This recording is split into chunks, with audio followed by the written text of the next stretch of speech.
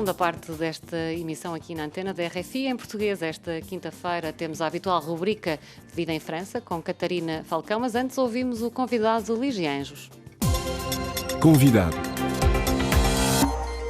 Em Angola, o poder de compra não está a acompanhar o aumento do preço da cesta básica. Os professores são os mais desprezados no país e a qualidade de ensino em Angola está cada vez pior, descreve o secretário do Sindicato dos Professores, Sinprof, na Huila, no sul de Angola.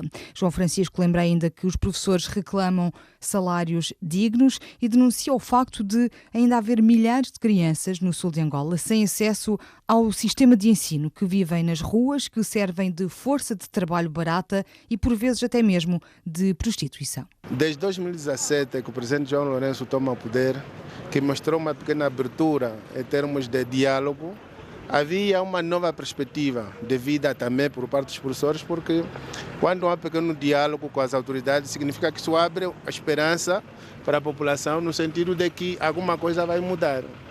Não mudou? Mas infelizmente até hoje nada mudou. Pareceu-nos que aquilo foi uma apenas simulação para ter as pessoas do seu lado e meia volta as coisas voltaram, regrediram até do pior do que aquela forma como José Eduardo Santos deixou o país. E que condições são essas? São pagamentos em atraso? Já não temos atraso de salário, felizmente, mas o problema é que o poder de compra do trabalhador baixou consideravelmente.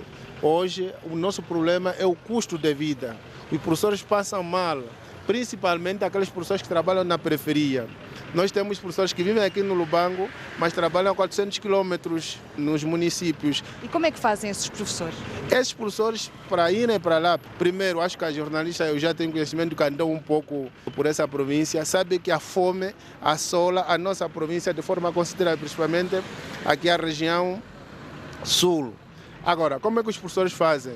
Tem a logística, a parte daqui, do Lubango, para aquelas zonas. Esses professores como é que fazem? O seu salário é dividido em três partes. Uma parte que fica aqui na residência oficial no Lubango, outro salário, outro dinheiro fica na estrada, por causa dos meios de transporte, outro salário fica lá em casa onde ele está durante 2, 3 semanas durante o trabalho. Então, esse salário insignificante, com os produtos a custar a olho da cara, então nós temos essa dificuldade de ver os professores em condições extremamente difíceis. Agora, houve um processo que começou, que devia ser a questão das promoções, mas também fomos enganados, essa promoção até hoje não termina, começou uma parte, não terminou e até hoje estamos assim. Os professores continuam a reclamar não só as promoções nas devidas categorias, mas também estão a reclamar um salário digno e compatível ao custo da vida. Qual é o salário de um professor aqui em Angola? Bom, varia, depende do grau. Por exemplo, nós temos o 13º grau, que é o mais baixo, o técnico médio. Temos aí a volta de 50, se não me fala 50, 60 e tal, que é o salário mínimo. E veja aqui, um professor doutor, que nós chamamos PhD, o seu salário não chega a 400 mil kwanzas. É quanto que nós temos outros técnicos, por exemplo, noutros setores públicos, que o salário está lá para 1.700.000 kwanza para cima. Quer dizer, o professor é o mais menosprezado neste país. É isso que ele reclama, revolta a nível da classe de professores que querem ver a situação mudada, porque continuando assim, estamos, como é que eu diria, a educação a nível da Angola está cada vez mais degradada. A qualidade de ensino em Angola não vale a pena falar.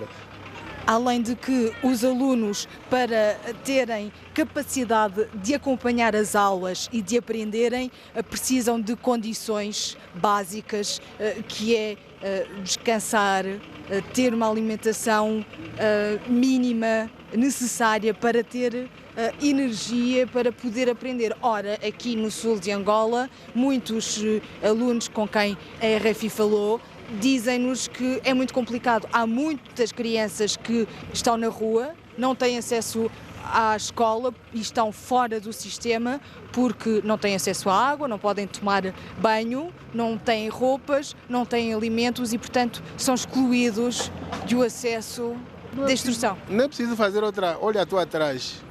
Está aqui a realidade. Essa é a realidade da nossa província. Essa realidade, as pessoas que estão a ouvir não veem. Claro, não veem, mas essa é a nossa realidade, que essas crianças estão aqui à procura de alguém que lhe dá uma mão carinhosa, uma moeda, para que tenha alguma coisa para sobreviver. Muitas delas vieram das suas aldeias, estão aqui nas cidades para ver se assim na porta das lojas, das padarias, aparece alguém assim, com um sentimento, para ver se consegue alguma coisa.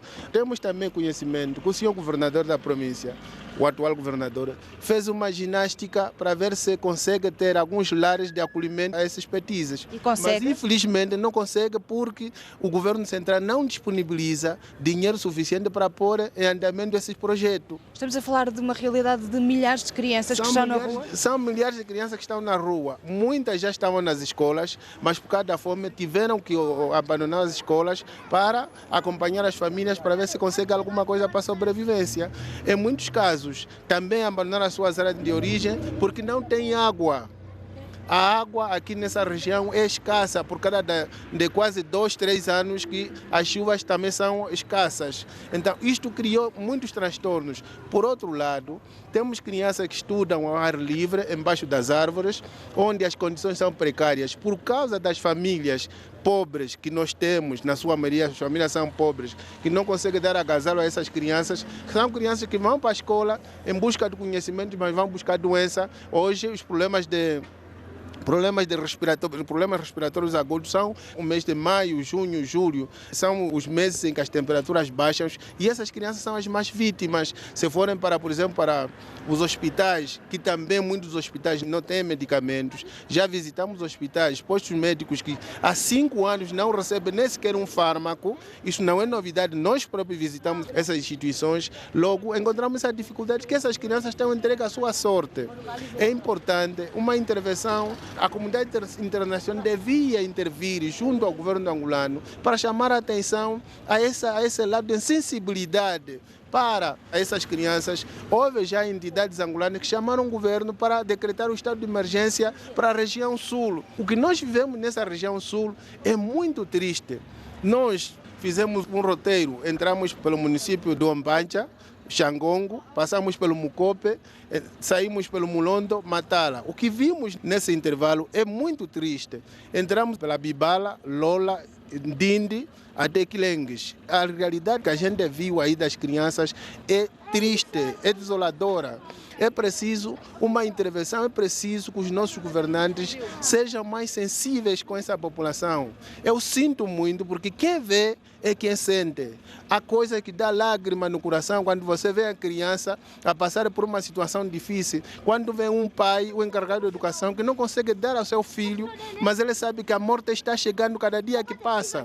Mas o governo não faz nada e, como consequência, o governo aparece aí com as suas bandeiras para mobilizar a população por voto. Mas em termos do problema da fome, ninguém está interessado a isso. É isso que choca com aquele que tem sentimento de angolanidade. Isso é que nos dói como angolanos, porque o país tem dinheiro, sim senhor, o petróleo pode baixar, mas nós temos dinheiro suficiente para pelo menos dar alguma coisa para essas crianças que vagueiam nas ruas. Essas crianças que hoje servem como meio de prostituição, servem como força de trabalho barata a quem quer que seja, e o governo não faz nada, não dá resposta imediata.